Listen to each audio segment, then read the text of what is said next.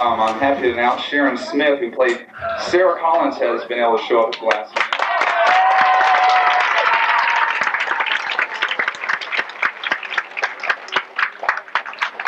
So she'll be joining us, and we'll be starting off one moment.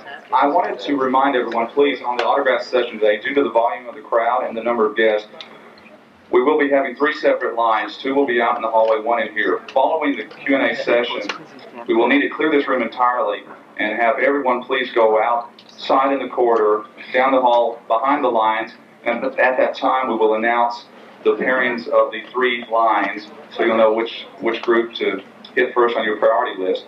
And we will have to cut off the autographs at 6:30, so you'll need to try to make a decision and go from there so you can have at least your main autograph. Once you really want the most, you can get those accomplished. 1 autograph per person, please. No personalization. We need to give everyone a chance to get through, so if you just ask them to sign it. And we also ask, please, you do not pose photographs. You can certainly take all the pictures you want, but they really don't have time to pose, especially at this time. Again, we will need to clear this room after the Q&A session, and then we will announce out in the hallway which stars will be in which lines, and then we will form the lines at that time, and you will be able to take it from there. And we'll be starting momentarily.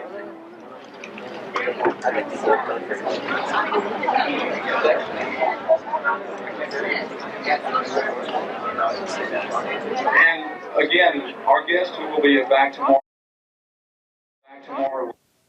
Sheets to help you formulate your ideas for questions during our 20th anniversary reunion.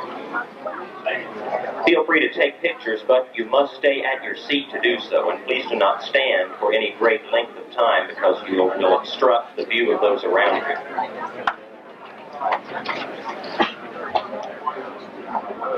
Remember to set your clocks back 1 hour this evening. This is when we switch from day. Will be open until late tonight and all day tomorrow. For those of you just joining us, the video room is located on the lower level. Go down the escalator and straight into the Monmouth room on the opposite wall. The dealer's room is located on the same lower level. Go down the escalator and turn to your left. The dealer's room is where you'll be able to find Kathryn Leigh Scott's new book, My Scrapbook Memories of Dark Shadows. Tonight at 7 o'clock in this room, we'll be presenting the Dark Shadows blooper reel, which is truly hilarious. If you have never seen it, you're in for a treat. That's tonight at 7 here in this room. At 8 o'clock, we'll be screening House of Dark Shadows. And now, may I have your attention, please? Now, the Dark Shadows Festival is thrilled to welcome Sharon Smith.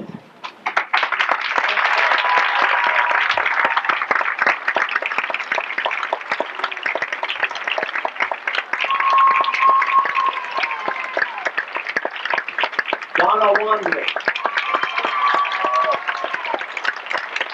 Crawford, Wallace, Millay,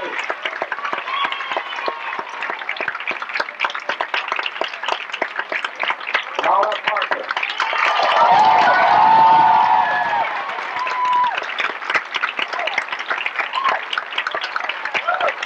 Kathryn Leigh Scott, and Jonathan Frid.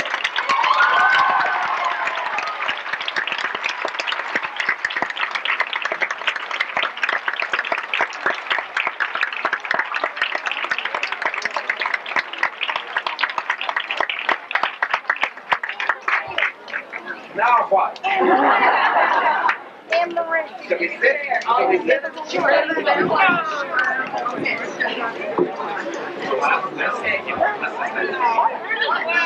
George DiCenzo should be up here, but he was a policeman in the House of Dark Shadows, but he was also on the panel before us, so I guess he's not. Come and sit in Joan's seat until she gets here. Joan Bennett is lost in all of those ramps somewhere. If I hadn't had a good driver yesterday, I would have been down in Philadelphia right now.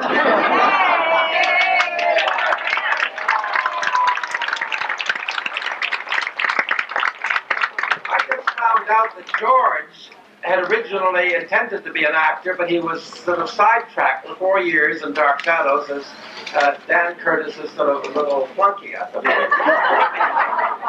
But now he's back acting, as you well know, on television. So he's going to sit in for Joan for a few minutes until she finds her way here. And David Hennessy is on his motorcycle somewhere. I've never been able to control my son.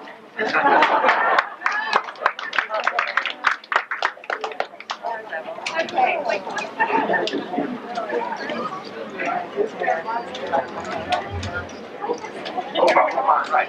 Okay, so we're going to get underway with, have you all got a mic? No.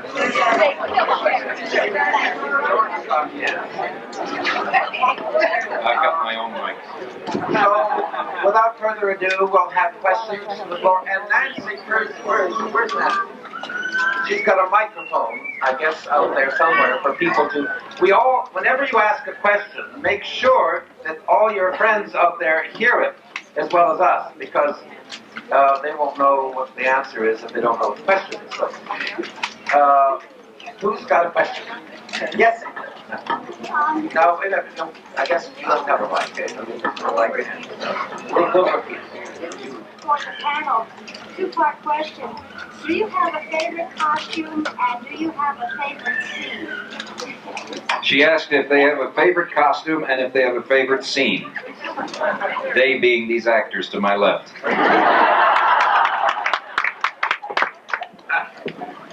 I knew you had to use something. Do we go in order or? Okay. Jonathan, you start answering that one. But do I have a favorite costume? I will start my one. You only have one.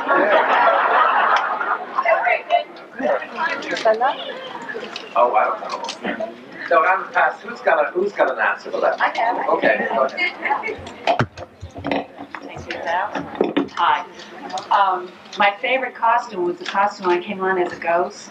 I love that. And when I hadn't seen it on film until I came here last year, and boy, would I like to have it. I looked gorgeous there. My favorite scene, and it was one of those nice things, actors and actresses kind of look forward to some special thing, you have in your imagination of what it is you'd love to play, and I got to play it in Dark Shadows. When Angelique let me know that she was engaged to Quentin. And Quentin came and was being very lovey-dovey with me, and I had a gun in hand and killed him. I loved everything.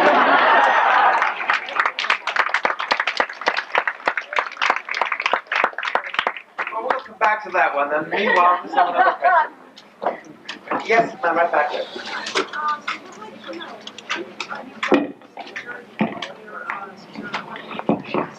When is Jonathan going to New Jersey to do his one-man show? To New Jersey? Well, I hope to go the world.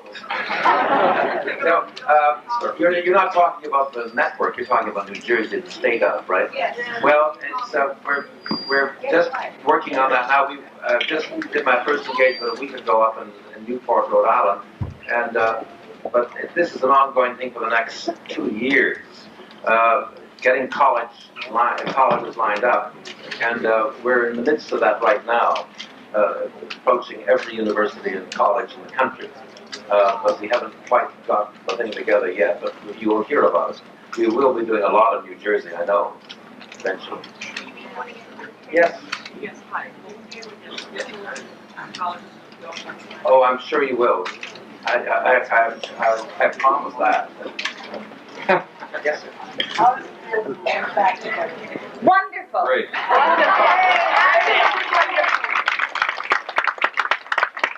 Haven't we held up well?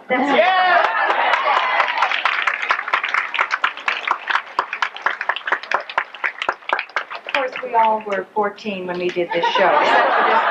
Who was 6? Only Sharon Smith. She was 6.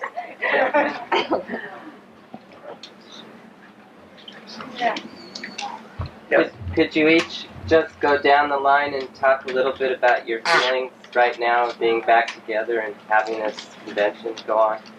Sure. Sharon, why don't you start? I'd like to say how overwhelmed I am right now. I had no idea that there was this many people going to be here. I think it's great. I'm a little intimidated that I feel like everyone else knows more about Dark Shadows than I do. I only remember my part. Awesome is the word, and I'm thrilled to death to be here. And it's kind of neat. Now I don't have the advantage that I had when I walked in.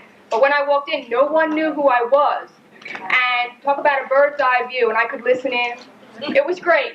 Oh well, it was short-lived, but it was nice.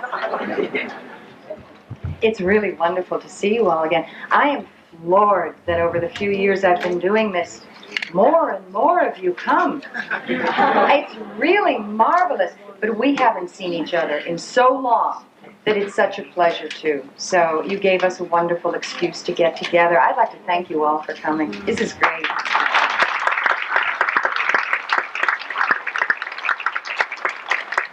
And I'll second that too. It's wonderful touching base with all of us and finding how much we've grown in so many different ways, and to also share in wonderful ways. Wonderful ways. Come on, let's stay with the positive. And also all of you, how much just seeing you from time to time also, how much you're growing. Some of you little and growing taller and taller, and it just feels great to me. It feels like such a wonderful celebration. I want to thank all of you too. Is I think we all feel about the same way, that, and it's so nice to see so many familiar faces now. I was here last year and I see people and waving to them, and I see them in the street, and it's just so great to know that Dark Shadows is getting more and more popular as the years go by, and that's really fun. Okay, it's good to see you all. I said to Terry as we were walking in the room that I thought that being here with all of you was really more fun and more gratifying than actually doing the show. It's terrific. Thank you for coming.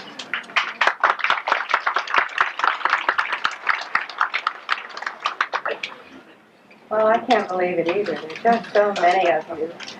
And it is wonderful to meet those people the most who come up and say, I've waited. Yes.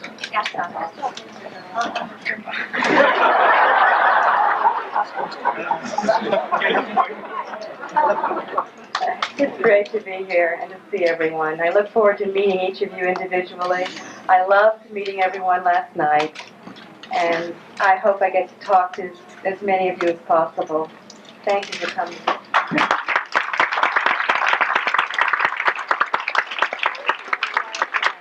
Glad I came. I too am just overwhelmed at the number of people who are here, and it always makes me wonder what in the world it is that accounts for the enduring quality of Dark Shadows. What I still don't know. Maybe we can have some answers to that. But I've been asked this question an awful lot lately. But what accounts for it? That the players. It's wonderful. Thank you.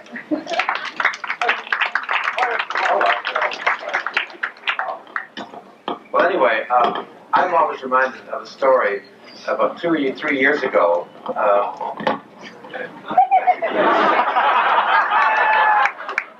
Jack of all trades here. About 2 or 3 years ago, there were Joe Crothers and Addison Powell and I were on a panel similar to this. And poor Addison didn't get too many questions that day. And finally, he put his hand up and said, "Can I ask a question?" Now, he'd been on about 20 soap operas since Dark Shadows. And he said, "What the hell's going on here anyway?" He had no idea that this could, and there were only about 200 or 300 at that particular event. And he couldn't have been more amazed. Unlike any other soap opera he'd been on, nothing like this ever happened. And Dark Shadows has technically been off the network for how many years. This sort of thing happened. It's a miracle that I can't explain, and I just in awe of it. And there you are. Again, looking around yourself, it's amazing after 20 years. Thank you all very much for the strong support you give the show.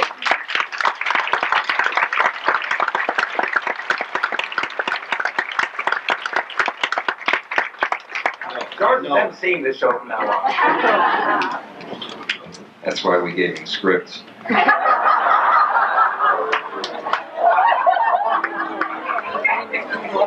Earlier, Jonathan said something to me upstairs, which I think is something that I had mentioned in the earlier session that we had. And I want you just to close your eyes for a second in your imagination and conceive of this. It's an opening scene of a movie, and you see the back of someone walking towards Lyndhurst. And then the camera reveals that that person is David Hennessy today. And he, in his imagination, goes back to what Dark Shadows was all about. What do you think of that as a theme for the next one?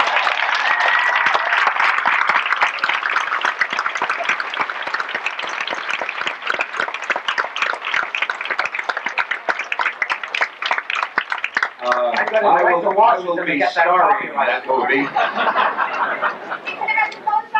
Yes. I will be starring in that movie, and this is a phenomenon. As I mentioned in the earlier session, I couldn't believe this. I'd heard it, and I just didn't think it was possible that so many people are so active and so involved with this show. And I'm overwhelmed. I'm going to make sure that a guy named Dan Curtis knows how overwhelming this is.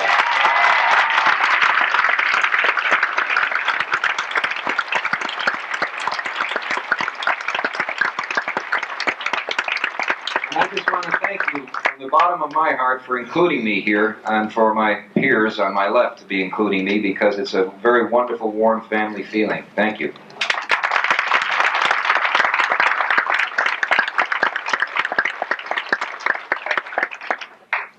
How much input did you all have in your character storyline?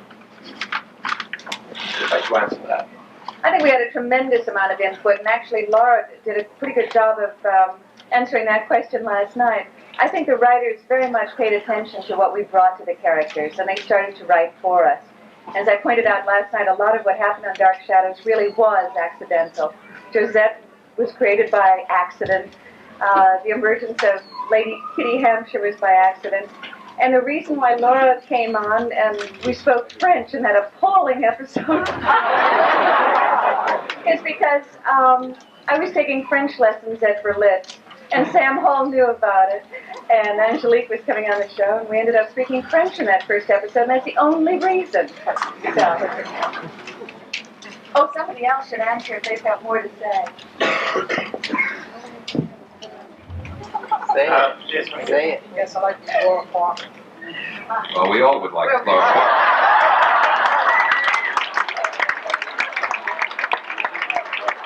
What's your question?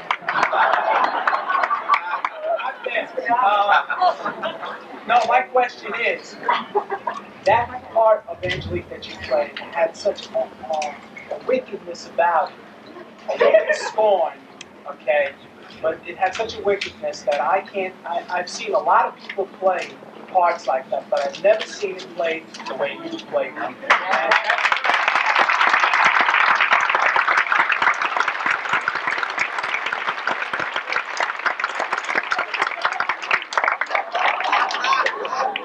And the question is...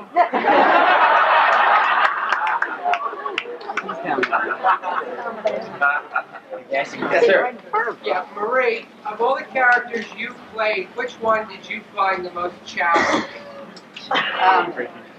Well, the one I liked the most was Crazy Jenny. I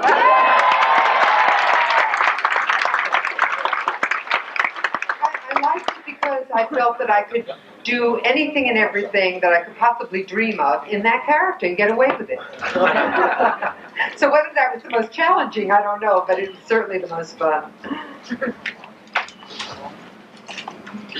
Sharon, what else did you do besides Dark Shadows, and are you ever going to act again? I act every day of my life. I'm an insurance broker.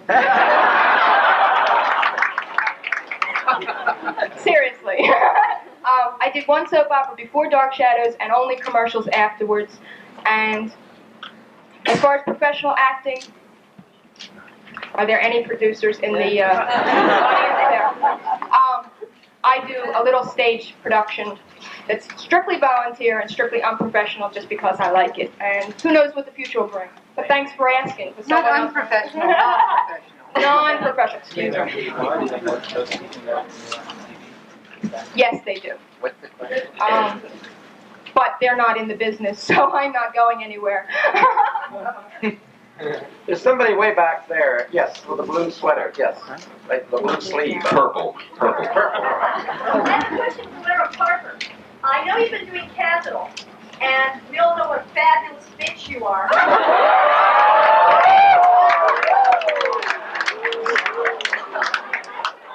Are you collecting into nighttime soaps? Because I think you'd make a luncheon meat out of Joan Collins.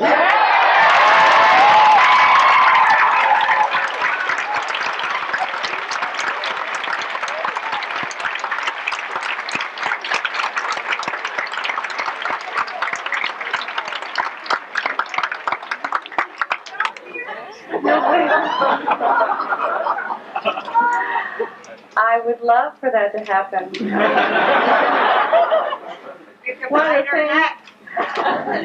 of the things that you probably don't realize is that we're out there going on auditions, going on interviews, auditioning, doing readings, trying to find work. It's a very hard business. There's 62,000 actors in LA. Wow. 10%. Yeah, 500 jobs. Yeah. And we know we continue to do plays and to go to acting class and to train and to hope and go to aerobics class.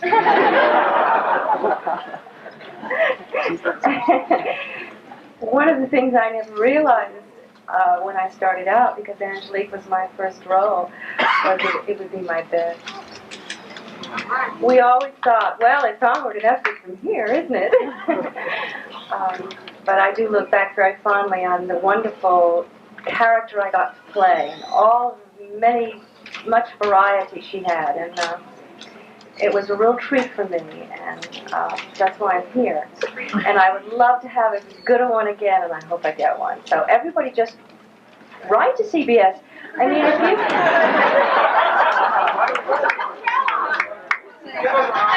Got the address? 7800 Beverly Boulevard.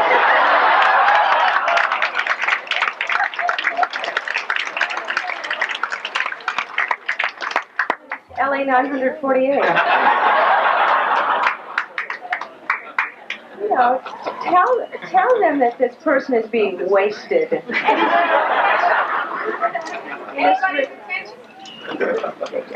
Head of CBS, whoever it is today. And there are thousands and thousands of people who would like to see any one of us on a soap opera, because we would really like, well, I would like to be doing it very much. So, thank you.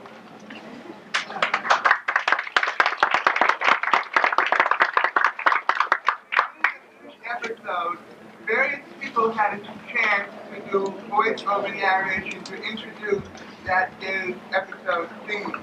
How was that determined and, decided? I think George got it all down. Actually, George, you have tried the best. No. Well, I know the reason. At the very beginning, it was Victoria Winters who gave the opening introduction every day, except that it was discovered that even if Victoria wasn't in that particular episode, she would still have to be paid according to after rules. So it was purely economical. And when Dan, I should say, well, okay, when Mr. Curtis realized he had to pay an actor for a voiceover, the duties were shared, and the only thing that was taken that right back to Dan. the only thing that was taken into consideration is whether or not you were in the first scene.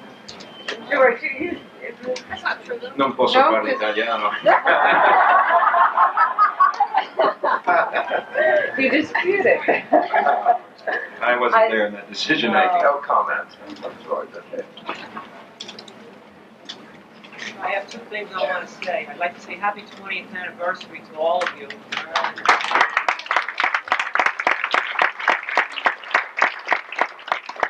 Thanks for all the great memories. It's been a long time from that, so thanks a lot.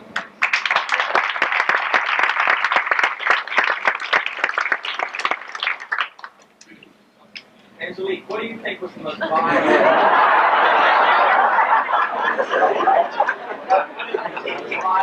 thing you did? I on camera.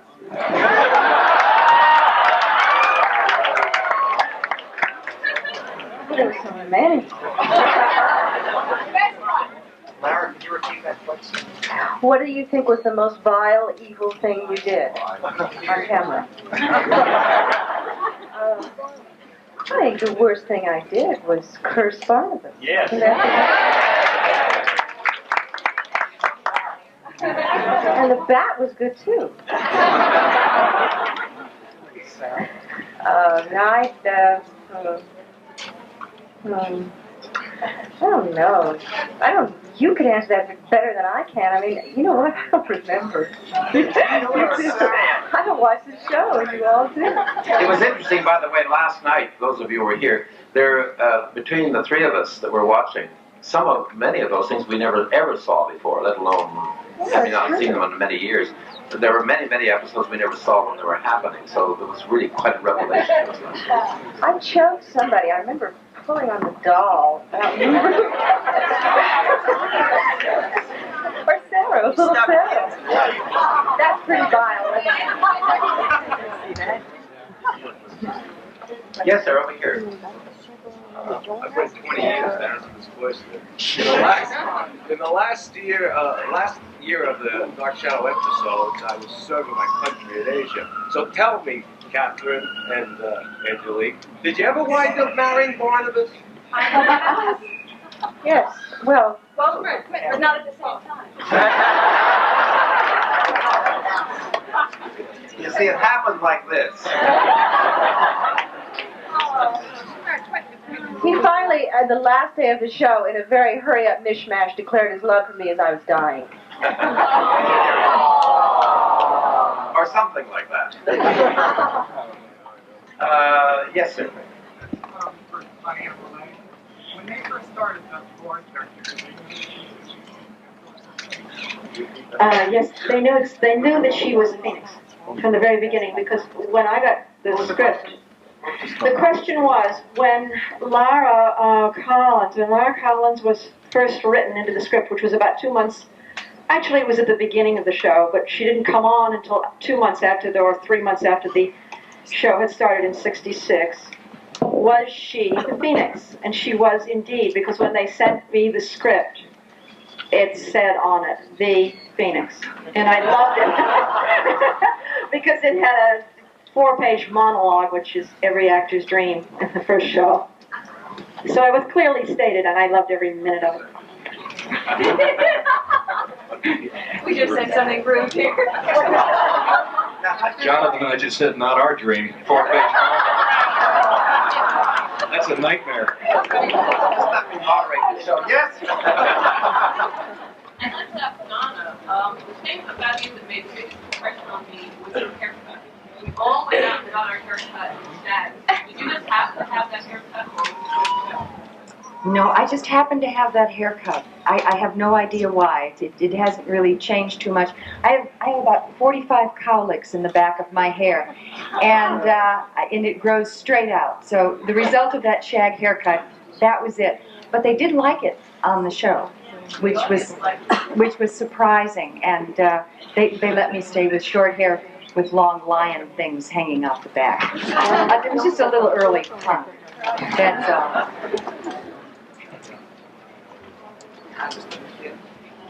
Pierson. After you left the show, did you have any memorabilia that you took with you? Well, they asked David Selby earlier. Yes. He had said that there were some special things that he kept. Oh, yeah, there were a lot of things. Yeah, I kept the scar that Dick Smith made for me. What it was he took a piece of veal and he bit into it, and then he made a latex cast and he slapped it on my neck for the film, and I just could never part with that. I still have it. And I have the original scarab that I used to pray to the great god Ra with. Of course, I still use it.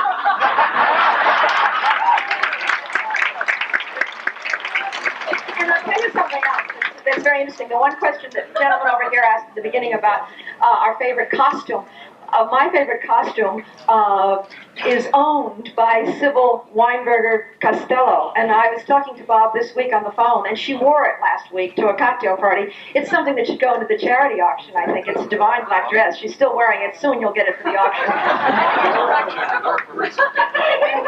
And Josette Garrison is wearing one of the nightgowns that, you know, were maybe going to be a Roxanne nightgown. It was a little too snazzy. You know, they went with baby blue. But I gave it to Josette last year. So she's got it on for the costume thing here today. I stole a couple of suits until I got too fat for them, and so then I had to auction them off. I have Josette's music box, Dan Curtis's money.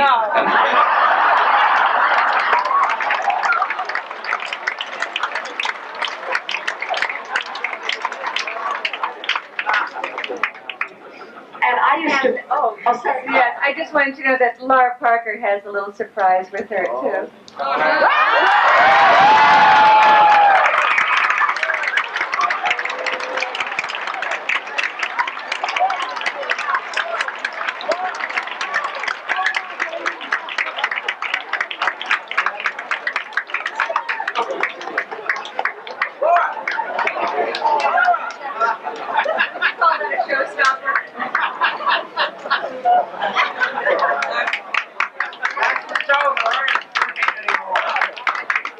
The way Laura did that is exactly the way that we did it on camera as well. Somebody else had to draw the attention away while the other person got to put their fangs in. Let's have something from way, way, way back. Yes.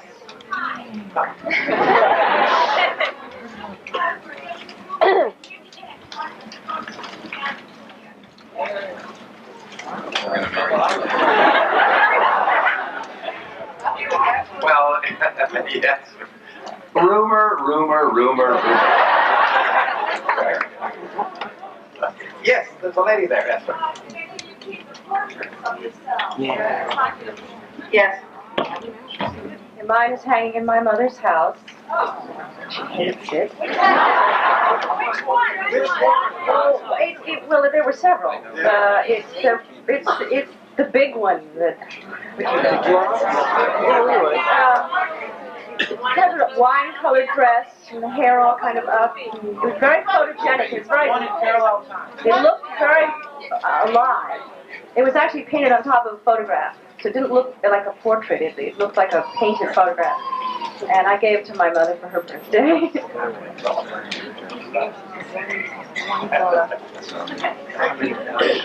I lift up the cane and gets me a question every time. First of all, Mr. DiCenzo, I have a quick comment. I wanted to congratulate you on your own Back to the Future. Thank you, Lisa. That was really excellent. And I just have a two-parter very quickly for Jonathan. There is a rumor, quote unquote, that there's going to be a soap opera by Group W Productions called Salem's Children. And the rumor now going around is that they want you for a part in that soap opera. What's the truth to that? The second question is for Lara. And Lara, I'm sure all you ladies are gorgeous, but I'm sure every woman in the house would like to know how you've managed to look exactly the same. Almost. Here's a painting. I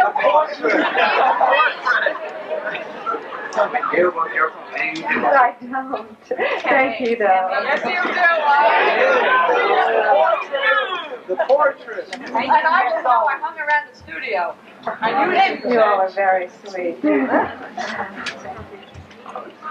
About the soap opera. Well, yes, that was going on this summer, and I was up in Canada, and I got back. By the time I got back, that rumor had soared and with a thump. By the time I got back, I didn't even know about it until it was too late. So that's, I guess, the Canadian Post Office is working virtually. Yes, sir, right over there. Yes. Oh, okay. This is for Sharon. For Old Lang Syne, could you please do a chorus of London Bridge?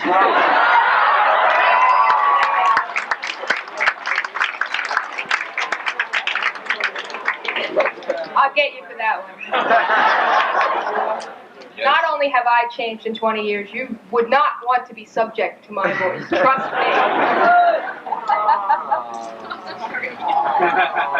It would be really bad. Come on, Sharon. The bridge is falling down, falling down. Oh, the bridge is falling down, my fair lady.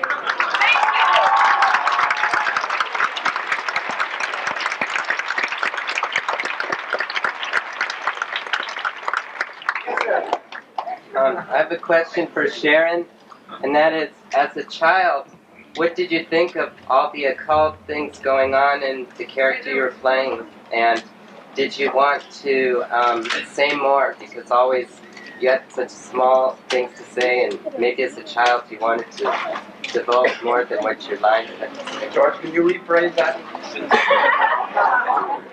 Reader's Digest. In summation, what were my thoughts as a child on my part and what was going on around me? It's funny you should put it that way, because that's exactly the thoughts that I have, are the thoughts of a child. It's very hard for me to relate on an adult level. I remember being in great respect of especially Barnabas, but everyone. Big brother is a good word, because I probably was a pain in the anatomy a few times, just being a child.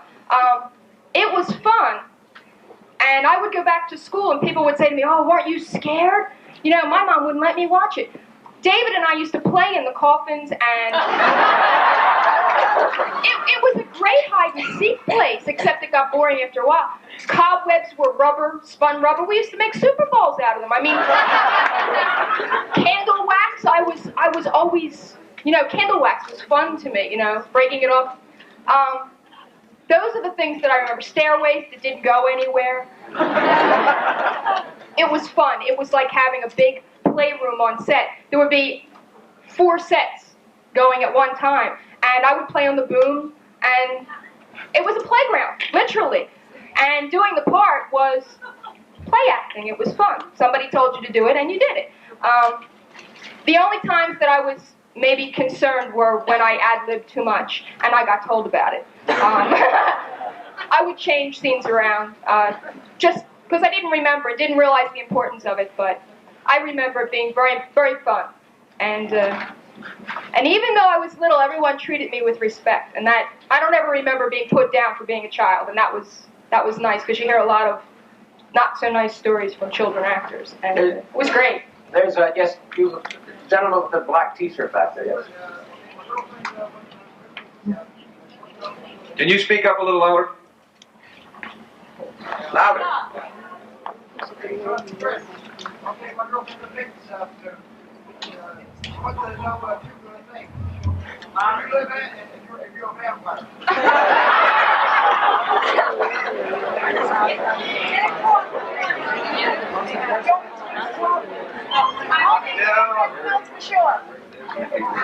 No, I am an actor. Of sorts. A nerd.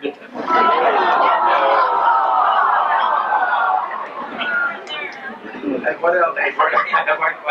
Where do you live, nerd?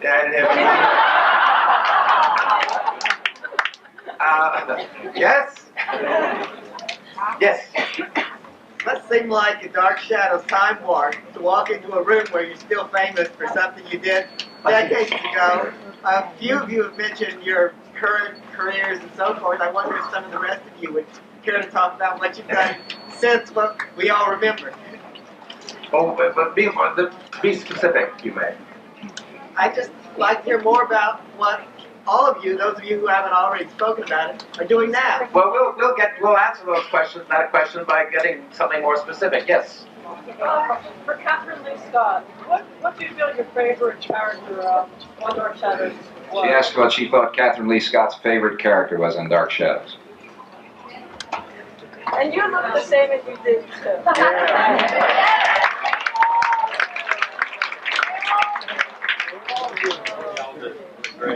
I think probably Joseph is my favorite character, because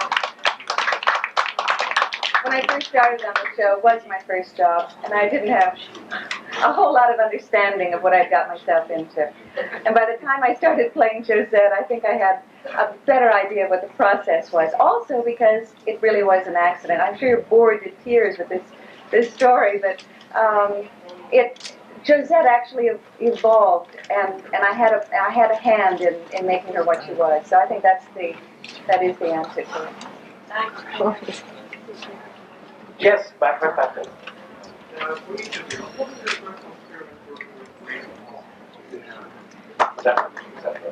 What is our personal experience working with Grayson Hall? Well, I tell you, I'll speak first because I didn't really work with her as an actor. I didn't have that pleasure. But she was a fabulous, gutsy broad, and I really liked her.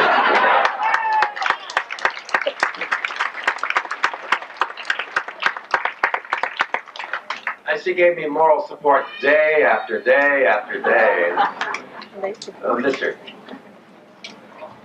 Yeah, so when Grayson came on the show, she pulled something special out of all of us, and she brought a sense of fun, for one thing, and I think we all responded to it.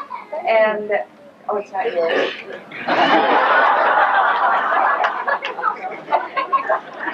I agree with George, though. She really was an amazing woman, and I miss her very, very much. In fact, it's a sad loss for all of us. I don't know whether any of you think Dark Shadows is campy. Do you think Dark Shadows is campy? It's different. Yeah. Well, when you were all small, you all thought it was real. Right. Well, the reason you thought it was real is because we played it for real. That's right. It's so well. We never played it as though we thought it was funny or campy or dramatic. We tried very hard to make it real. And Grayson's style of acting, I think, sort of she sort of created the camp element and pulled us all just slightly to the left of real.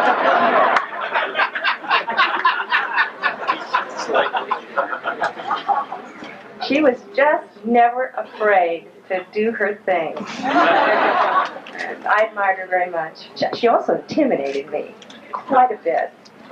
She was scary. I knew Grayson and Sam Hull quite a while before Dark Shadows ever came into being.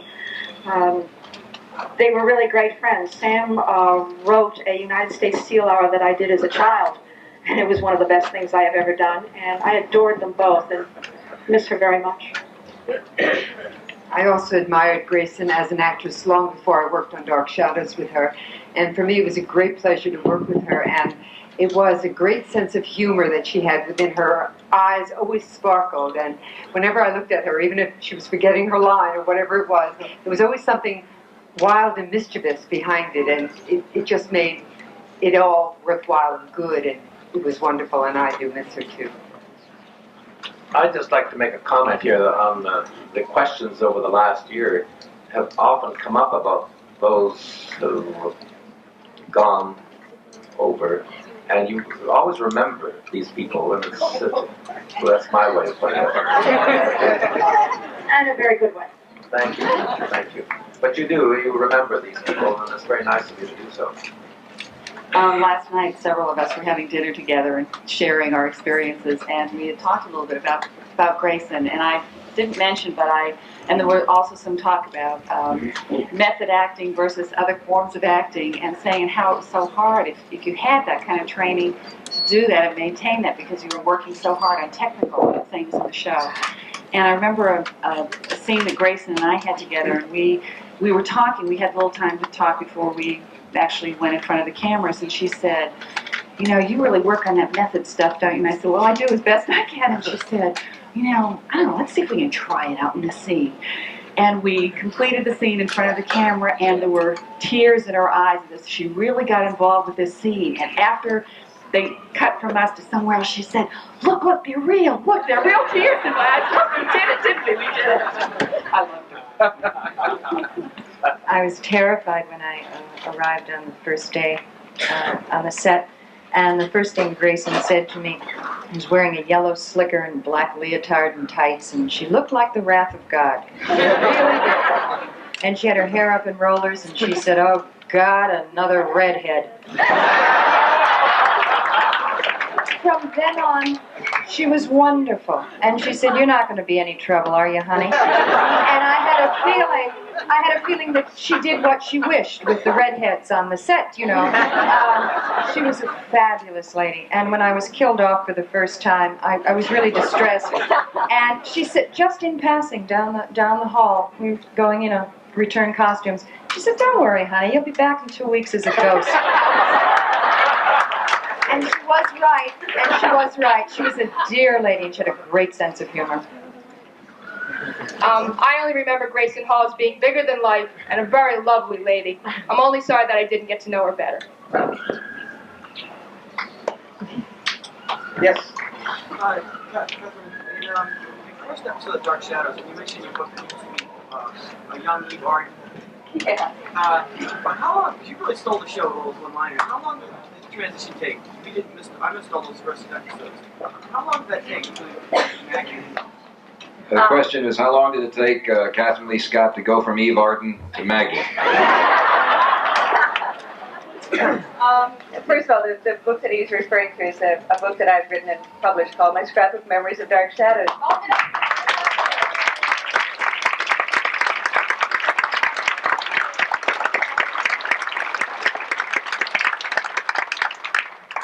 And I hope you'll come tomorrow morning, that we're going to have a little session talking about the book, and I'll tell you a little bit about what went into to writing it and publishing it.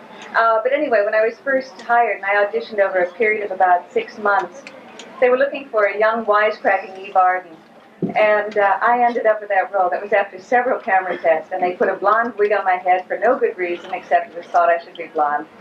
And I played that kind of Maggie Evans until Jonathan came on the show.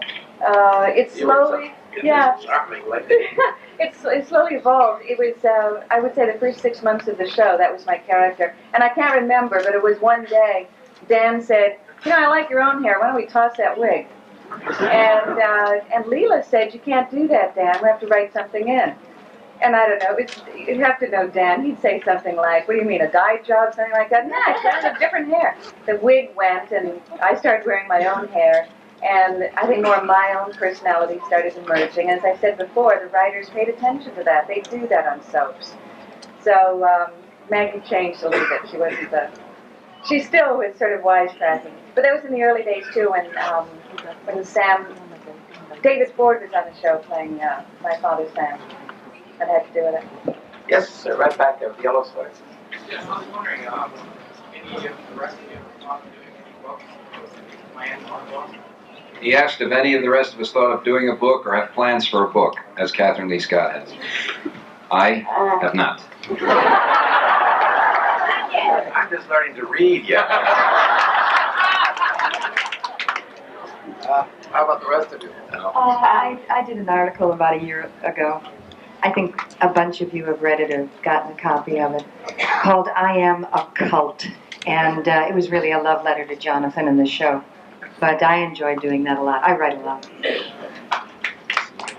Thank you. Diana was going to say something. I'm writing a book. It has nothing whatever to do with Dark Shadows. It's fiction, but it really isn't. It's all the truth.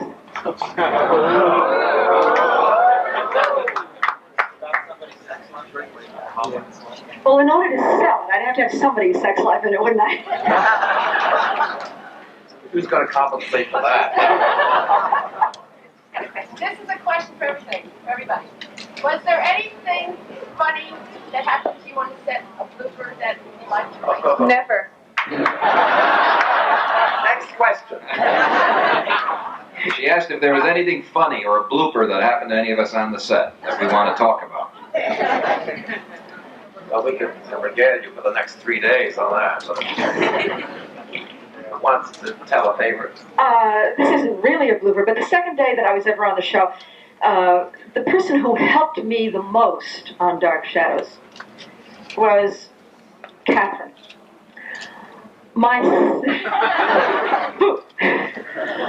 It was the second day I was ever on the show, and for the whole week, I was on for 5 days with 22 pages of dialogue each day, and I said to Kathryn, is it like this every day? Now, mind you, this was just in the first two or 3 months of the show, and she said, well, yeah, sort of, it's, this is normal. And the second day, after I had had that very long day of the monologue about the Phoenix on the first day, the second day, we were in, I remember, a cafeteria having lunch, and I cut 3 pages out of the script. I just cut it. I went on, and they had to cut away because I gave the cue for the next scene. And I turned to her and I said, I think I just cut 3 pages. She said, it's all right. And I said, but I think I just said that on the air also. And she said,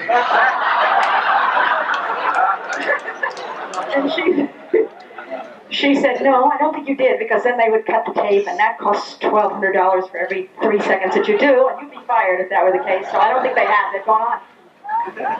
I only say this because she was the kindest, most marvelous influence that first week. She absolutely, and this was not my first job. I never auditioned for this. I simply got the part. I had already done 200 guest starring roles in evening shows. I'd done 5 Broadway plays, and I was, very seasoned.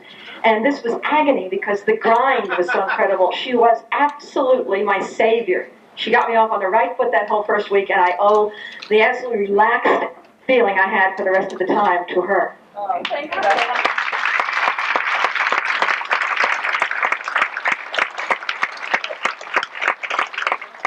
Lara Parker, you mentioned before that you weren't doing it like for drama or anything like that, that you were actually, doing it. Were there any points when you were filming and, doing the show that you felt like reality slipping towards fantasy and it's, kind of like starting to get a little blurred? Did you all hear that question? I really don't know how to answer it. Did I ever lose my sense of reality and feel that it was becoming fantasy? Most of the time you're really thinking about your mark and trying to remember your lines, and maybe after a year or 2 you can start to actually do what actors call work, which is actually concentrate on the moment and try to bring to it the fullness of the character, what the character is feeling. But I think that I used to try to put myself in a trance when I was doing the spells, if I had learned them. And I didn't have to look at the teleprompter. And I just sort of, I didn't know how to do the spells, so I sort of tried to go into a trance.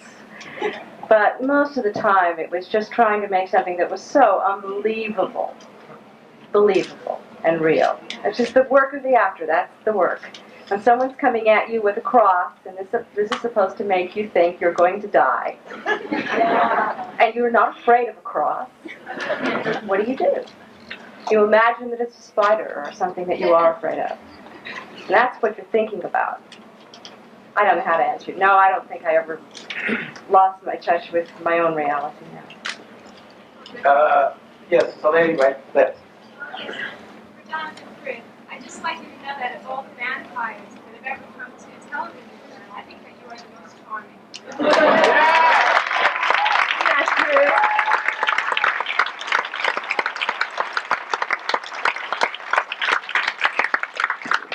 My mother will be proud to hear that. Thank you very much.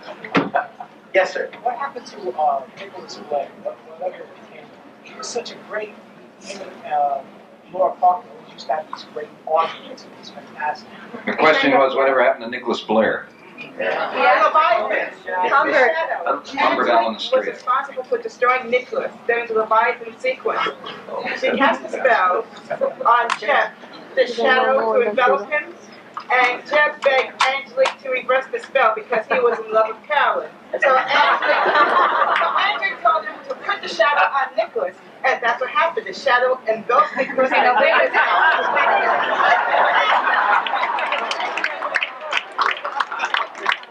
You asked a simple question, Anne. Can you just read toward the episode? So that's on page 127. Humbert is Humbert Allen Estrado played Nicholas. He's still very active as an actor. He's a stage actor. And he's done 2 shows with Elizabeth Taylor, which he took to, one of them to London, Little Foxes. And he's, someone here must know because he... December 7th, he did an off-Broadway introduction called December 7th. December 7th, he did an off-Broadway production called December 7th. Recently in Dracula. And he's involved in something right now, otherwise I think he would have come. He's gotten a lot grayer. Still looks wonderful. Was there? Right over. Yes, go ahead. Yes. What was it like working with Thayer David? I'd like to answer that question. He was sort of a, although he was about 10 or 15 years younger than I am, or was, but he was a kind of father to me. He was very comfortable to work with. I always felt very tremendous support for him. He was a lovely, lovely man to work with. And I think everyone felt that way about him. He was a very, very popular person. So, and always had authority with anything he did, and relaxed about it. He was a very, very formidable person. So we all agree with that. So it's very true. Yes, don't run against the wall. Now wait a minute. First of all, you're the furthest person away from us in the whole hall, so you'll have to really speak up.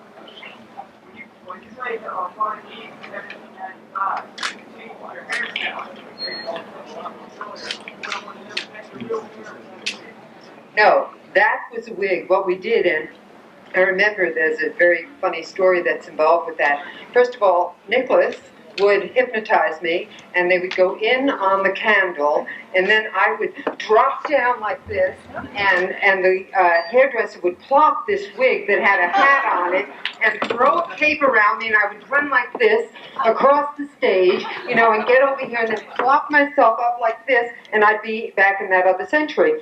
Anyway, and we had this hairdresser who was very fussy, and all I had was a half a minute to put all this on and put the cape on the whole thing. And so I heard her in the wings saying, I say, damn, why does she leave me alone? I have to start talking. All of a sudden I heard this running like this. All the stagehands ran, pull this thing off my head. I was on fire.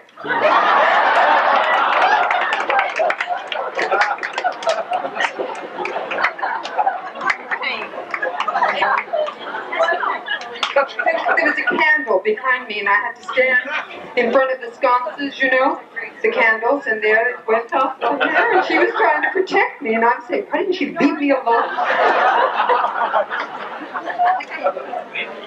You're Michael Jackson.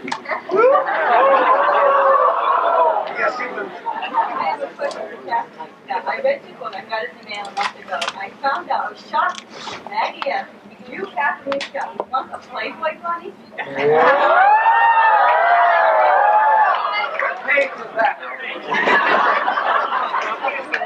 The question is, was Kathryn Leigh Scott once a Playboy bunny? In case you missed it back there.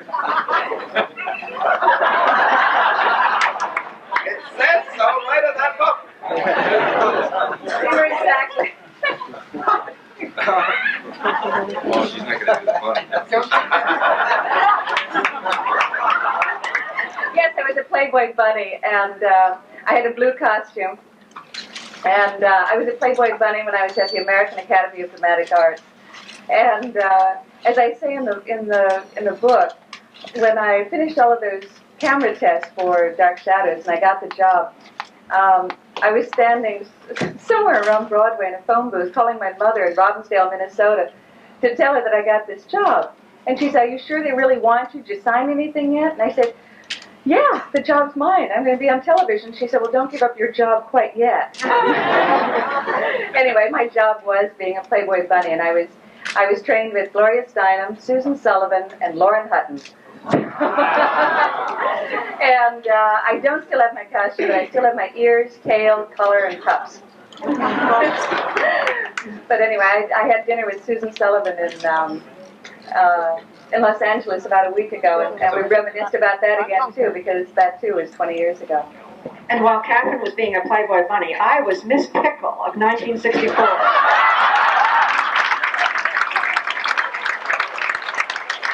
Absolutely the truth. Sweet or sour? Still. I have a question mostly for Lara, but anybody else. I saw a program about 10 years ago on soap operas, and some of the people that had been on different ones, they mentioned Dark Shadows at the end. They said that playing the part that they had to go into different trials or choice or whatever helped them as a person.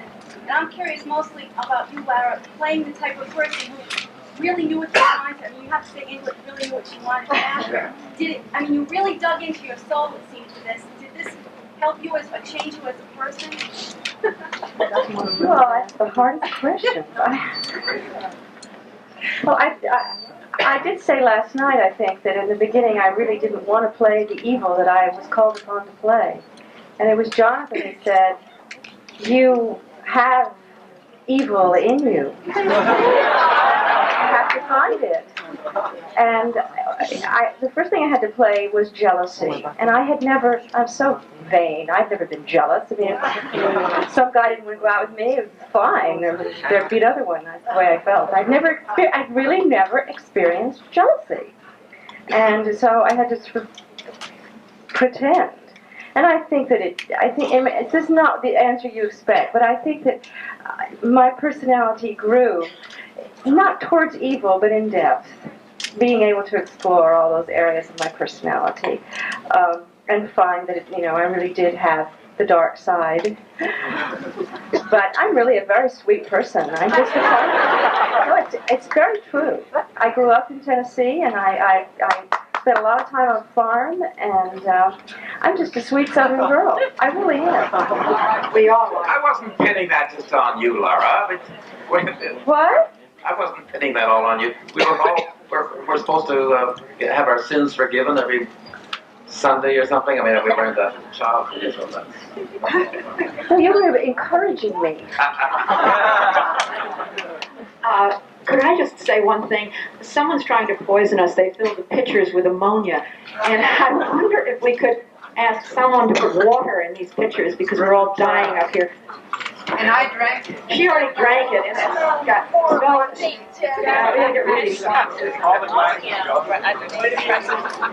Thank you. Thank you very much. Yes. Where did each of you come from to be with us today? We appreciate so many of you getting together and seeing you like this. Thank you.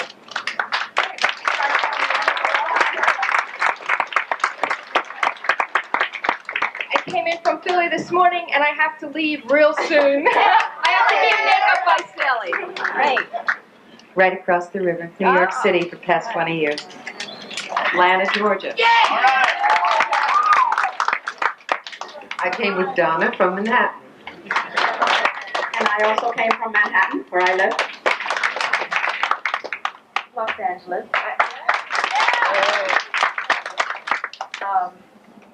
I live in Topanga Canyon, if anybody knows.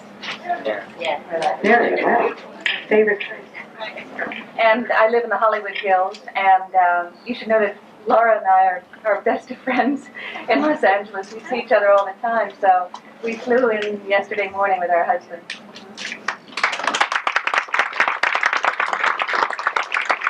I've been here so many times, I just came from upstairs.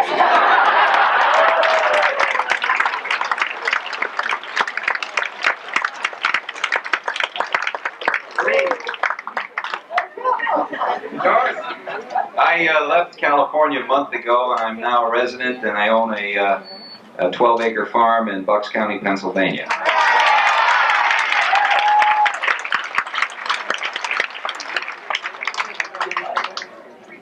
What's that mean? Okay, fine, okay. Some more questions over there. We've been ignoring that. Yes. I have just one question. I want to know if anything ever really happened during the seance, and can Lara Parker tell First of all, did anything really happen during a seance, and can Lara Parker do her Angelique laugh?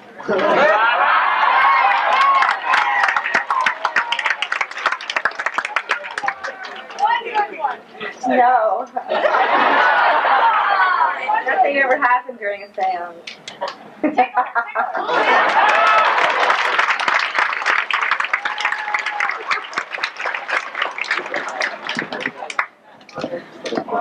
Way back there. Yeah. Were there any off-screen romantic couplings?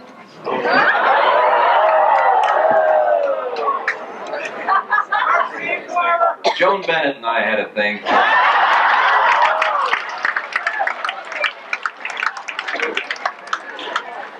David Ford and Nancy Barrett married and for a while. Right. Gordon Russell and Nancy Barrett. I got a lot of dirt. See me later. Way back there in the purple. Could you say that again? Favorite era, Jonathan Frid's favorite era. Era, not era.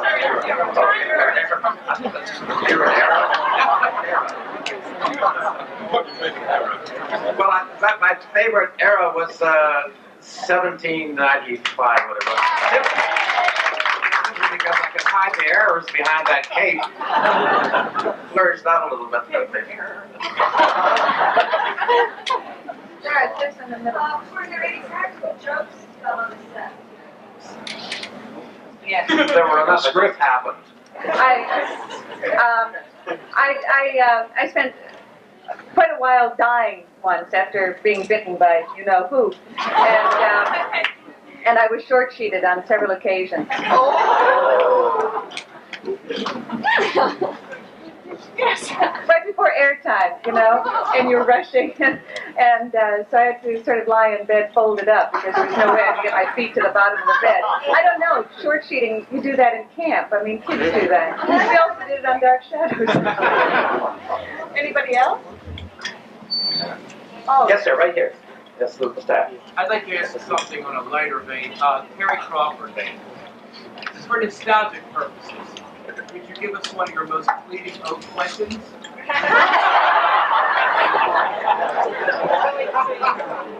He's asked Terry Crawford to give one of her most pleading Quentins. If you could tell me what I want from him right at this minute. His love.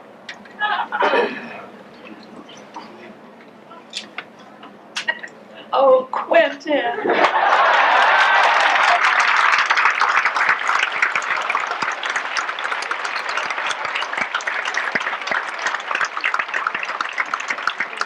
About the preparation.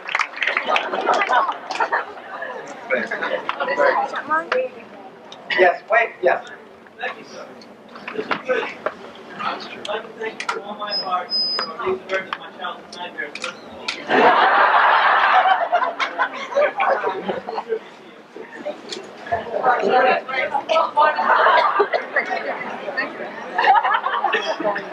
I can't hear you. A ring on the first row. It's a ring. Yes.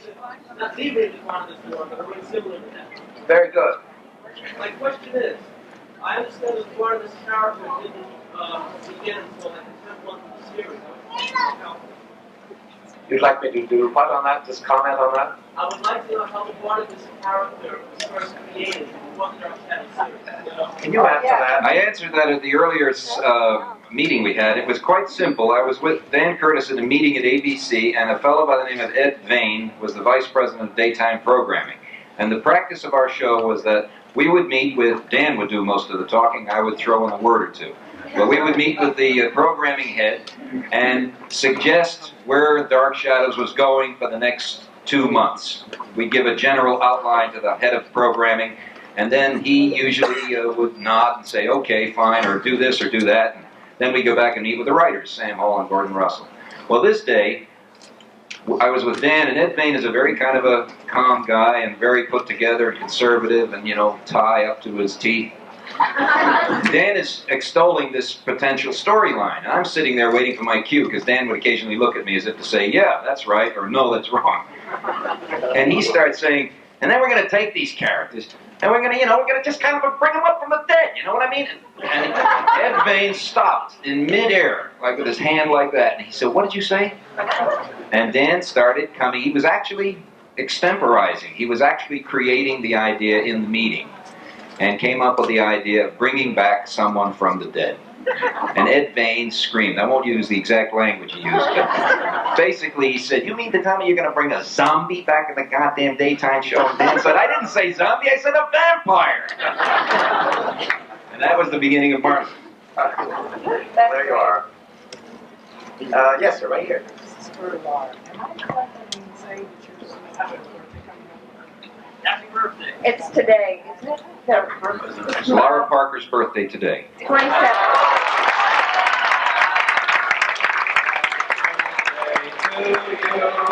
Happy birthday to you. Happy birthday, dear Lara. Happy birthday to you.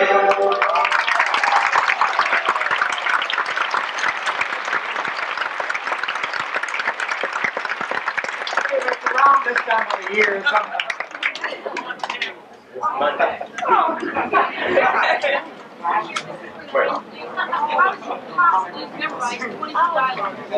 Yes, how did you possibly memorize all that dialogue? Diana Millay? Please. Yeah.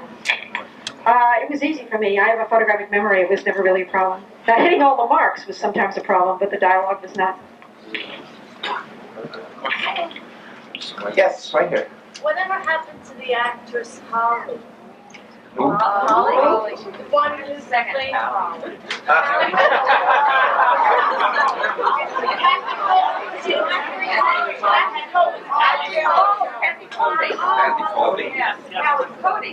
Cody. She grew up. Yeah, she and Annette Funicello grew up. Yes, sir, right back there. Something about Alexander Maltby that we might not already know. If you read the Daily News, you know. Yes, now right back, way back there. Yes, you. Wait a minute, I have to go back on that because I knew Alexandra very well because we started on the show together. I'm very fond of her, and I didn't mean that to be flip. It's just that for the last 2 years we have been reading a lot about her, and I was sorry that I expected to see her here. I think she was invited. I believe so, and someone said she was going to come. So I was really looking forward to hearing her. So I didn't mean that to be a sort of a put-down glib thing. I mean, but that is the truth. We have been reading about her a lot in the news. Am I right in saying that she really didn't want to do it after a while, George? Yes, that's true. She didn't want to do the show after a while. She was the only one who wanted out. She's not here today, but in her behalf, we have Klaus von Bülow. If you'd like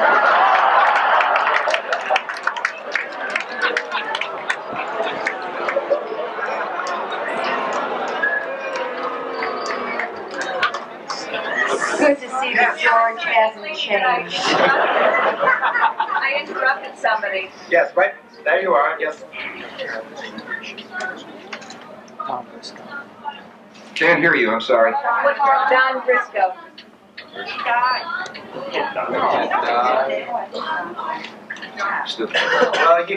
Donna went back to Memphis, Tennessee, where he came from Memphis, I believe. That's the last that I've heard. And who else did you ask for? Just won an Emmy. John Carlin? John Carlin was one of the most wonderful actors that I think any of us ever worked with. He's just brilliant, and he just won an Emmy for Cagney and Lacey.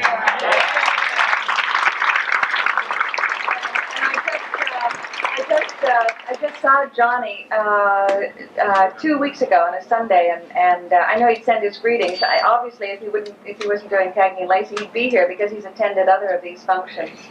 So he's terrific. As a matter of fact, he was, I guess, the original in the conventions they used to have in Los Angeles going back to 75 or 74. He was at every one of them, I think, for about 5 or 6 years. And he would be here, sure. He loved them. He loved them. Yes, sir. Was he your foil on that show? Well, you have answered your own question. I'm sorry. Yes, okay. Question for the whole panel. Was there ever a time when there would be something in the script that you felt was out of character or that you felt was objectionable, and that you really had to talk to Dan Curtis or somebody that said, no way will I do this scene or say this line? Can you give an example if you can remember anything?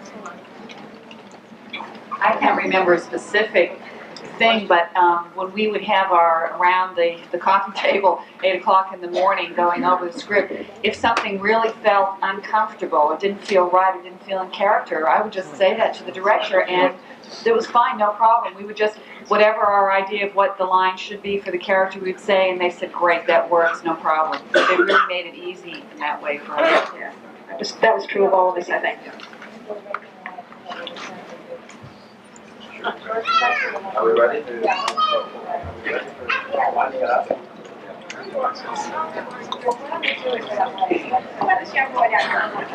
All right, this fellow has a question here, and this fellow has a question. Ready? Ask.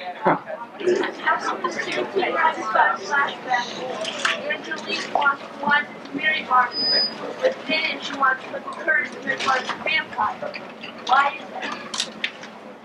Oh, I see. I think of it, probably 500 people here know the answer to that. I'm not being flip about it. I just don't know. I don't know if anyone does. It's so convoluted. He wouldn't have her, so There you go. that was her revenge. A woman scorned. Why did she make him a vampire?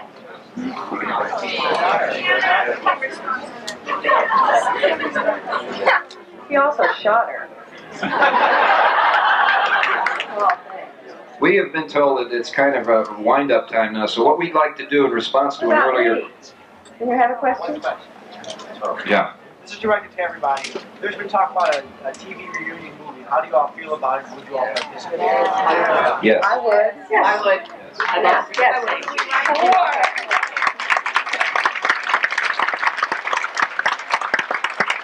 I think you should write the letter to Dan Curtis. It's Paramount. No, it's not. It's ABC Circle Films and Pico. ABC Circle Films, Pico Boulevard, Los Angeles, California. Write to Dan Curtis and tell him what you feel. Right. Westwood. Yeah. I'm sorry, Laura. I didn't mean to interrupt. I was asked to do something about... someone asked earlier about each one of us saying what we're doing now. And we'll start from down there and come down here, and then we'll see you, I guess, outside. I'm sorry, I was being ignorant. I was talking to someone. What I'm doing now? Yes. Go. What are you doing tonight at 6, in other words? I'll be in makeup at 6. I'll be on stage by 8. What show? It's a production of The Odd Couple. It's for a church theater group. We are very good. Other than that, as I said before, I work in an office all day. It pays the mortgage. Oh, and I recently got married, in case no one knew that. I'm no longer a Smith, but yes, I will still answer to it. Lentz, L-E-N-T-Z. Nice Italian. Oh, commercials and industrials and radio commercial, all those things. Just shot a nice AT&T Christmas commercial in exactly the clothes that are on my body. I bought them right off the set yesterday. So you'll see that for Christmas. And I write a lot. So when you fly, airline magazines have Donna Wandrey all over them, and I enjoy it. Thank you. I have recently started, I think some of you know, I've recently started my own ministry, and I didn't have a chance because the line was so long for autographs last night to share about it, but we've rescheduled at 10 o'clock tonight. I would like to share a little bit more specifically about what I'm doing and share out of that and have us sing some songs together and dance and enjoy ourselves and celebrate. Okay, great. Since Dark Shadows, I've been concentrating mostly on the theater, although I did go into Somerset after Dark Shadows and played, thank you, India Delaney for a couple of years. And then I did The Women on Broadway and Merton Phil at Lincoln Center. And I did a lot of regional theater. And I did Who's Afraid of Virginia Woolf last year in Albany, which was fabulous work. I just loved it. And this past year in New York, I played in the Boom Boom Room. And yes, a couple of people that are here saw it, as a matter of fact. And anyway, I'm continuing to do that. I divide my time between London and New York. I'm a wife and a mother. I'm writing a book. I do still act when I'm offered something interesting. I don't actively seek it. I probably would never do another Broadway play or a play anywhere. I'm one of those rare people that does like film. I don't know why I really do. That's about it, I think. Well, I spoke a little bit earlier about still auditioning and trying to work. I also have a brand new baby. She's running around.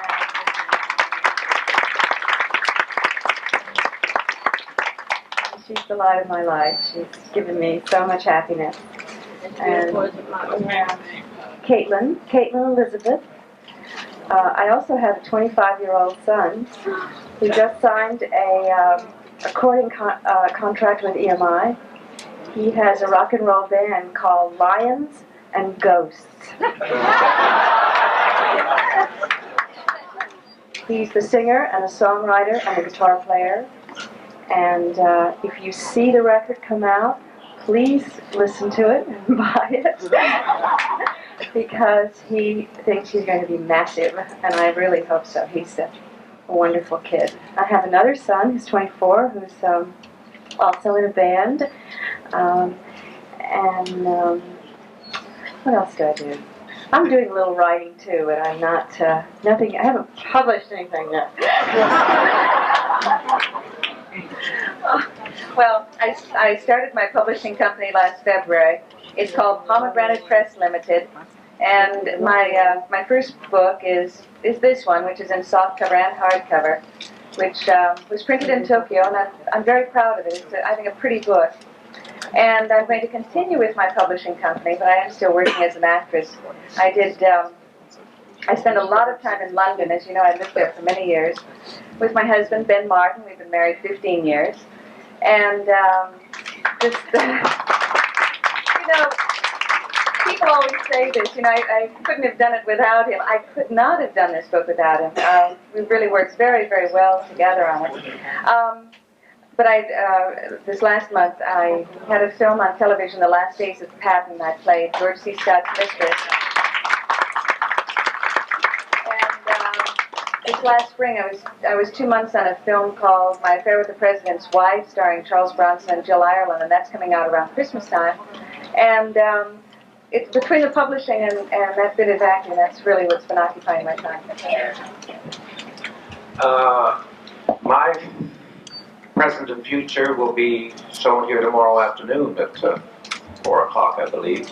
So come and see Fools and Fiends. It has Stephen King, Edgar Allan Poe, Arthur Nash, a few others. It's the most exciting thing I think I've ever done in my life, with perhaps one exception. And I hope I'll be doing it for the next 10 or 15 years until I go to my ultimate grave. So I hope you'll all be here tomorrow afternoon to see it. I'm very excited by it. I want to just say, if you could only understand how proud I am and how moved I am to be sitting up here with these people whom I have always loved and respected and admired as actors on Dark Shadows and other things that they do so well. And they're, to me, the finest group of actors I have ever worked with, including people that I work with today. It's a rare experience for me to be here, and I'm really proud to be up here. And I'm going to be President of the United States.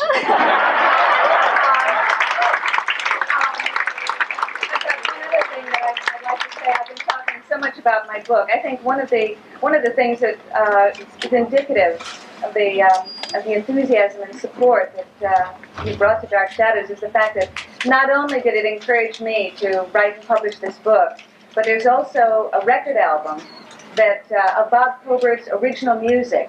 And oh, hand that to me. You've got to see this. This is also available now. It is the original music from Dark Shadows. And a book and a record, I think that's a lovely present as a 20th anniversary.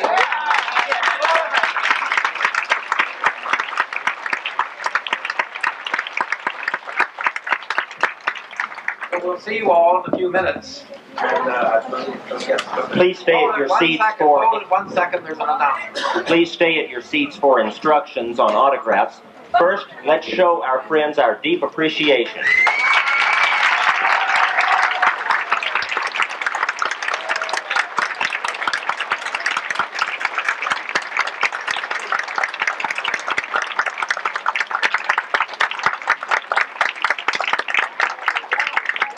Now, listen closely. Here's the story on the autographs. Some of the autograph tables will be here in this room, some will be in the hall. Before the autographs can begin, this room must be cleared. This room must be cleared in order to set up the autograph tables. Exit by the far door, the door at the very back of the room. These two doors provide no exit. They will be closed. Exit by the back door. Line up behind the ropes where the security guards are. Listen to the security guards. They will give you further instructions. But our first objective is to clear this room. This room must be empty before the autographs can begin. Exit through that far door only. Go behind the ropes where the security guards are. Listen for instructions from the security guard. We'll give you further announcements about the autograph tables in a few moments. First, we must clear this room. After the star power came on, the recording really got Ram something interesting.